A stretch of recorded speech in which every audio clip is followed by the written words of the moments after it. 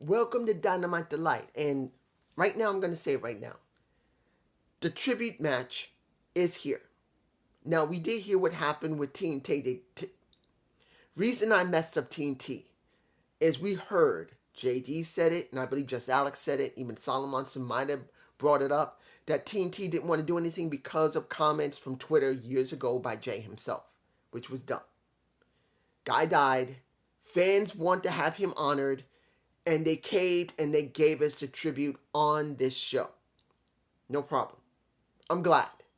Now, I'm not sure everyone else is going to be happy about that. Many people would think it should have been done that week. It should have been done on that Dynamite. But it was done here. Fine. I'm just glad it was done.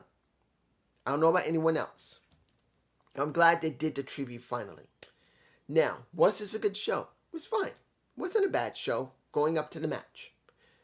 Ricky Starks and Action Andretti versus the sex gods of Sammy and Chris Jericho.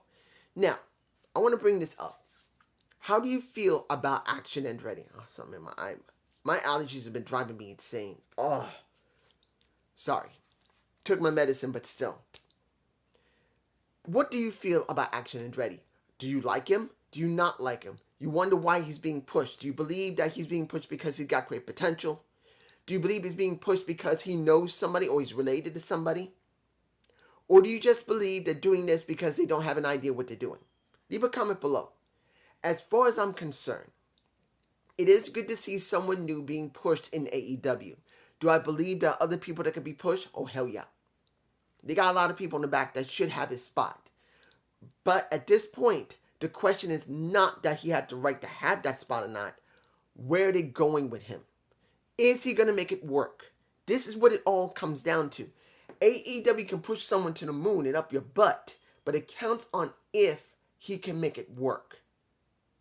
As far as I can tell, he's still green. They said he's only been in the business 3 years. 3 years. So, sorry, my allergies have been bothering me. Woof. So if I rub my eyes, I'm trying not to, but if I rub my eyes, I'm sorry. My eyes are itching like crazy. So is my throat. But if you believe that he deserves this spot or not, is not the point. The question is, can he make it mean something? If he doesn't, he's just going to disappear. If he does, he's going to keep being used. That's going to be the major question. The match was fine, but the sex gods won. The question is going to be, will Ricky gain something from this? I don't think so. This is more about Action Andretti getting more exposure than Ricky Starks getting this moment. That's just me, guys, down below. The TNT title match of Buddy Matthews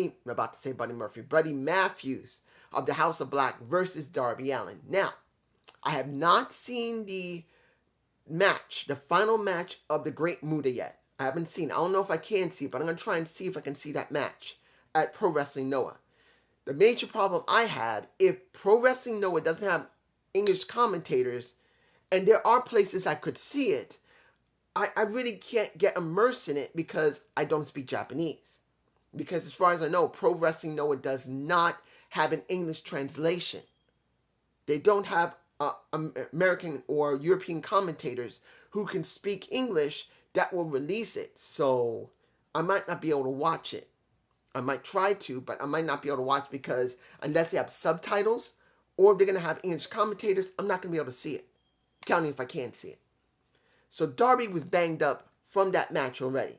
So they made it look really good, showing Darby gotten really beaten up, but he did manage to win his match. He did manage to destroy, well, not really destroy.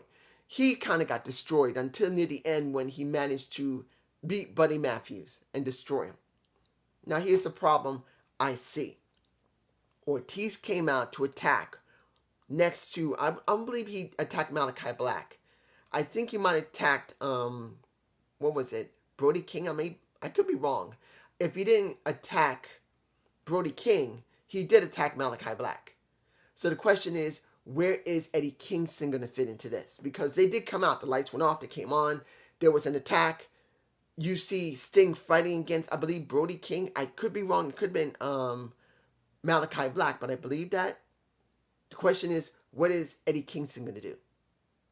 I'm just saying. Now, Ethan Page and the Matt Hardy versus another match between J-Boy and Hook. Jungle Hook. Is that a great name for the tag team? No. I'd rather call them Jungle Boy and Hook, not Jungle Hook. But people always like to do contractions. I'm bad at words. I'm horrible at words. But was it a good match? It was not bad at all. Didn't have a problem with it. So dark. I didn't have a problem with it, but here's the thing. Where are they going to go with Jungle Boy and Hook? What's going to happen with Matt Hardy? Because it's obvious, what was it? Cassidy of, I don't know what happened to Quinn. I think Quinn is hurt. But Cassidy is there, but he don't want to be a part of it. He hates being a part of it. When you look at Matt Hardy, he's doing the lead. So my question is, when are they going to come to a head with the firm with Matt and with Quinn and Cassidy in their contracts? Are they going to eventually do something with it? Or are they just going to keep dragging it out? Because they need to do something with Private Party. They need to do something with Matt Hardy. And the question is going to be, for me personally, where's Jeff? I know he went to get help. But where is he? Is he just staying out of things for a while to really let this sink in? I'm really hoping this sticks with Jeff Hardy.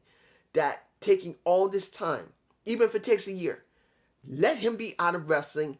Let him recover. Let him get the system in place to keep him clean.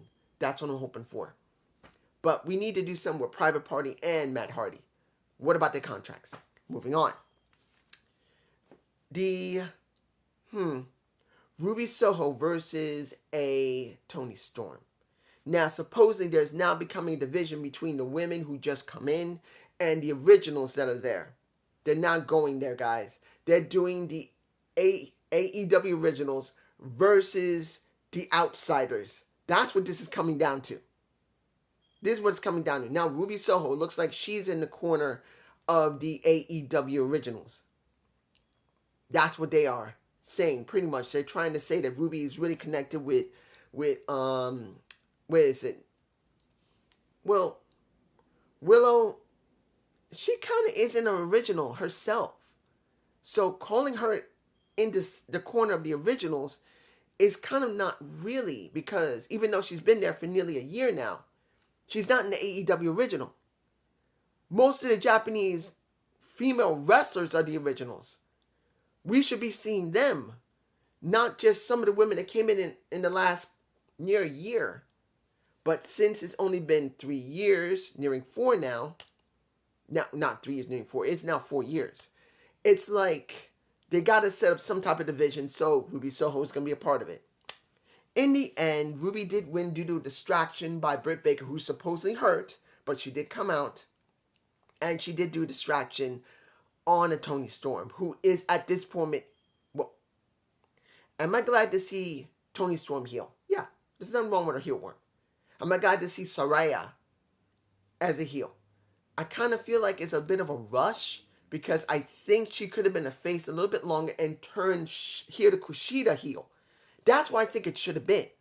Hiro Kushida should have been the heel and Saraya should have been the face. But they flipped it because they didn't want to have Shida as a heel, which I think was dumb. But that's just me, you guys tell me below. Now, the match I felt that was the second best match of the night was Brian Cage versus Bryan Danielson. Now, I'm not sure everyone's going to agree with me because Brian Cage, yes, he's a very good wrestler, but he has his moments where he just looks like crap. He wasn't crap here. He was very good, and so was Bryan Danielson. They set up a good story. And in the end, I got to say this. Am I happy to see Bryan Danielson continue? Yeah. Then you see him supposedly getting his right shoulder messed up and almost get destroyed because pretty much the hit on him was going to be implemented by Brian Cage. And when you say, well, was it wise for MJF to come out? Yes, it was. Was it wise to see if they're going to try and destroy a Bryan Danielson? Yes. Was it good that Kateska came out? Yes. And the segment in the back with MJF made it very, very clear. He put over Kateska, saying that you got a lot to learn. Sticking your nose in my business. You're going to learn a lesson, but I'll let you have it. You got some skill. Then Bryan Danielson, he makes it very clear that you don't know me. You don't know the devil. I am the devil. And I'm going to show you how dangerous the devil can be when it comes to it. And I believe it was Timothy Thatcher that's going to be the next person who is supposedly at Pro Wrestling Noah. And since they did just work with Pro Wrestling Noah AEW, seeing this is understandable. I'm glad to see that Pro Wrestling Noah, Pro Wrestling Noah is having a moment in the United States more. I don't know, other than Impact Wrestling, when it came to Eddie Edwards for I believe the Honor Championship. I can't remember the name of the championship, but I believe it was called some type of Honor Championship. So that's the only time I've ever heard much about Pro Wrestling Noah, when they did that bit with Eddie Edwards, because he used to be a Pro Wrestling Noah champion. So seeing that Pro Wrestling Noah is getting this moment, hopefully it'll help them, particularly now that the Great Muta's retired, because that was his last match. I think he's officially retired from Pro Wrestling Noah. He started it himself, I believed. Well, I do believe he did start it. And now he's retired from active in-ring work, unless they're going to do some special one-offs. Which he could, but I think he is now officially retired. And maybe he'll work in the back and take care of Pro Wrestling Noah in a promoter type of thing, instead of a wrestling type of thing. But it's good to see this. And now Timothy Thatcher will be going up against Bryan Danielson. Don't know if it's going to be great or not, but after the segment in the back with Armstrong, the trainer, and seeing how determined he is to work, even if he has to separate his shoulder or dislocate his shoulder, he's willing to do whatever needs to be done. Good. I did like that talk where he doesn't care what happens. He's going to prove that he's a fraud, MJF, that he's a fake, MJF, and he's going to destroy him and take that damn title away from him. Both him and MJF did good segments. That's just me. Now, I'm not going to talk about Hangman Page. I'm not. Because, yes, he's supposed to see Moxley next week. And this Friday, I believe on Rampage, he's going up against Wheeler Yuta. So I want to leave that. I want to leave it because I want to see how this story is developing between the two, because pretty much we already know what Hangman Page wants to do. He wants to give Mox a concussion. But the question is, how are they going to book this? I'm just saying. Adam Cole's vid pack was actually very good. Now, the way he's acting like a face. The question is he going to be a face? Because he looks like he's a face. He's back as a face. And will he be facing the Young Bucks and Kenny, or will he still join them and he'll be a good guy? I'm just saying. And now, if I'm forgetting anything, I'm sorry. The tribute match. The match to honor Jay. I'm so glad TNT allowed this.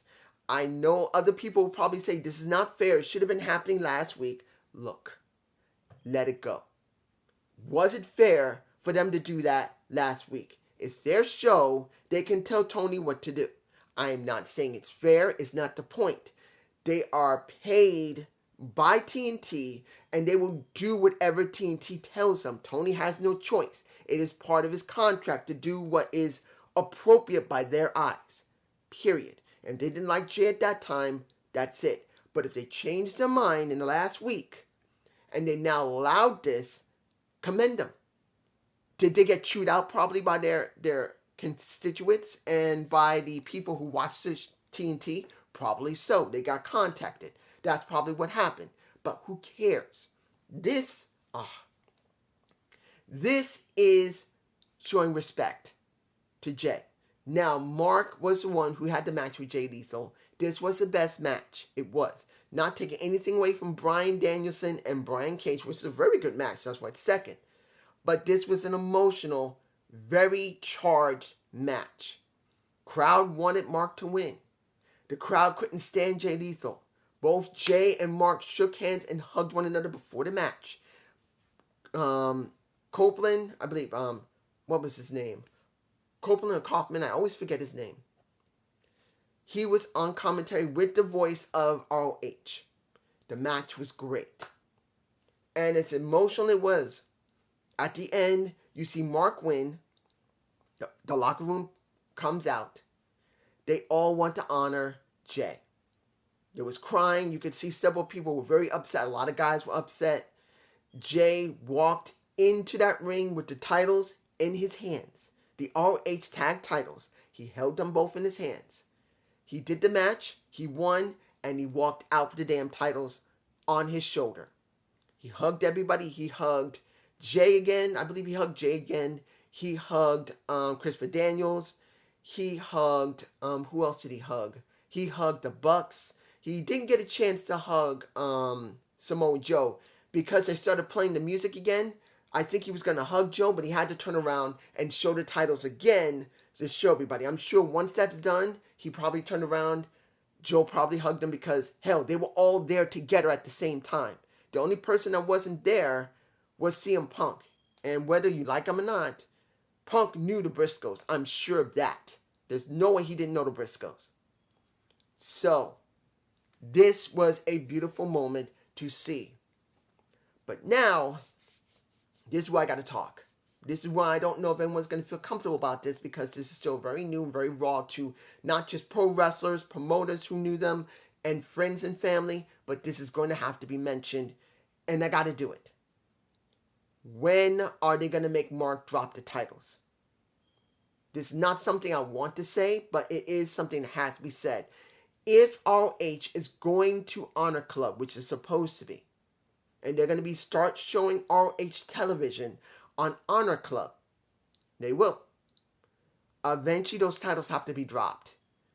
Unless he finds another tag team partner. And at this point, this was done last week. Understand, this was recorded last week on, I believe, Mark's birthday. Because Mark's birthday was right after Jay died. And they did this last week.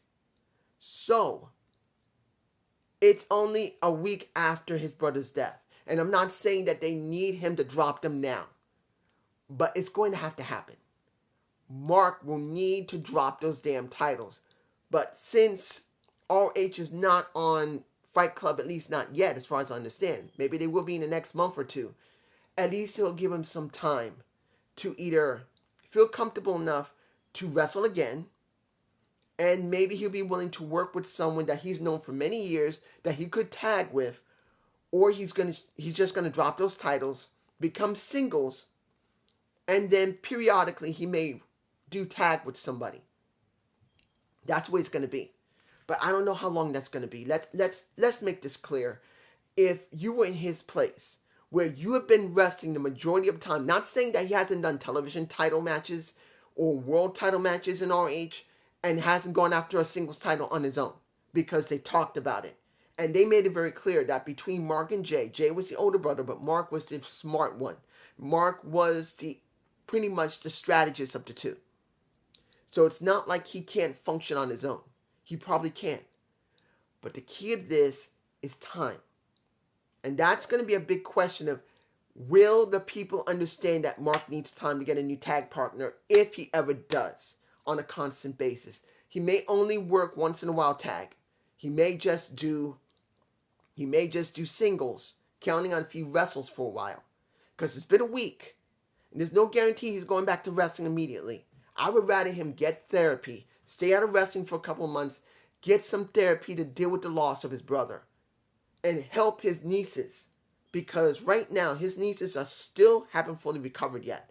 They got a long way to go. They got messed up backs. One of his nieces may never feel her legs again completely. Because if the 12-year-old is correct, she may never feel her ankles. She may never feel her feet. She'll only have feeling up to her knees.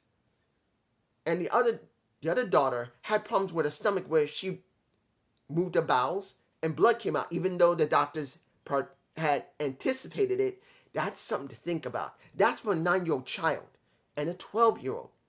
Both of them are going to have a lot of damage to the backs. And I commend AEW for selling Jay t-shirts on there, and all of it goes to his family, which is great. But it doesn't mean that Mark isn't going to work for the family as well, because honestly speaking, surgeries and rehab, that shit takes a lot of money. Look, I'm going to tell you this about myself as an example, which you'll understand. I have a rare condition in my left hip called synovial condymatosis. It is where the hip socket no longer produces fluid like you need to bend like this, and it produces cartilage. I am permanently fused like this. Luckily, it's not cancer-ridden. You never get cancer usually. It's exceptionally rare, and I don't have it. But for me, the only way to cure this is full hip replacement. Then after the hip replacement, having physical therapy after that. And understand, to go into the hospital, I have to get anesthesia. That's several $1,000s. To actually have the surgery itself will cost maybe $50,000 to $75,000 or more dollars. Then a couple of nights in the hospital itself, several hundred to several $1,000s. Counting if I don't go to the ER like I did just to get a biopsy on my hip. Because that happened in 2009. In 2009, I had to find out what was this. Was it cancerous or not? And they did a biopsy on my hip. They cut me open, pulled out the material, and then examined it. I spent 2 days in the hospital, and they wanted me out within 1 day. No, 3 days. Sorry, I spent 3 days in the hospital. And they wanted me out within the same day, and I was not ready. I was in the ER for 10 hours because, guess what? The person you see in front of you is a very weird individual, as you already see the charismatic person in front of you. Which is not true. I'm a nut. I am awkward. I can talk my ear. You see I'm awkward. I can talk your ear off if I'm one-on-one with you, but I can still be awkward. But I'm a rare individual that medication doesn't work right on me. You know why I'm saying this? Because they had to give me epidural not once, but twice. And I had to end up in the ER because they gave it to me twice because I was still able to feel. And they were taking very strong precautions that I may stop breathing.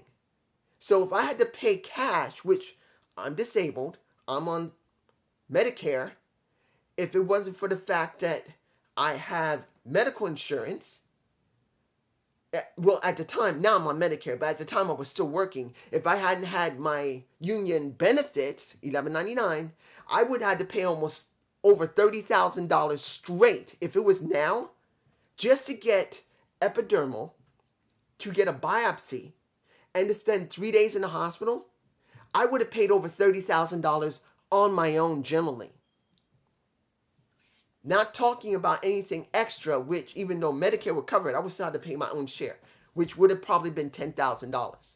So going back to Jay and his daughters, they're both in the hospital. They're both getting heavy treatments. They're both getting pain medication. They're both being observed. They got equipment hooked up to them to make sure they're all right. Because even though they're stable, doesn't mean they're not connected to some equipment, not getting intravenous, and not going to eventually have to have more surgeries and get therapy. That's tens of thousands of dollars that Jay can't provide for them. Next to AEW making sure probably going to keep doing these shirt drives. Mark's going to have to make money for them as well, along with his own family, along with his own wife and kids. He's going to take care of his daughters, of his brother, and his sister-in-law. He's going to bust his ass and take care of his family. So this is going to be hard. It's going to count on how long Jay is going to be out and how long before he starts having to make some really big money to make sure that his nieces and his sister-in-law have enough money to live, because they got a long road ahead of them and a lot of bills to pay. The proceeds for this will cover them for who knows how long. Maybe a couple of months, maybe, before they're going to need more money, before Mark's going to have to, I'm getting Jay and Mark mixed up, so I'm sorry. This kind of makes me nervous and anxious. You see, I'm an awkward person. But you get my point. Mark's going to have to bust his butt to make money for his family. Not just his wife and kids, but his nieces and his sister-in-law. That's a lot. So I'm hoping, like I said in the beginning of this, that while he's doing this, Jay gets therapy. Losing your brother, your family, is a big hit the way he lost him. And working wrestling, you know what the situation happens with people. Jeff Hardy, who I mentioned earlier, Matt Hardy went down the same road. Moxley went down that road. It is easy for people to start drinking or drugging because of stress. I'm hoping Mark will get help because it's coming. He's going to have to confront this and deal with the pain of losing his brother and the stress of having to make as much money as possible for his family because they're going to need it. But it's just my point of view. Please leave a comment below. I hope you enjoyed this Dynamite Delight. Peace.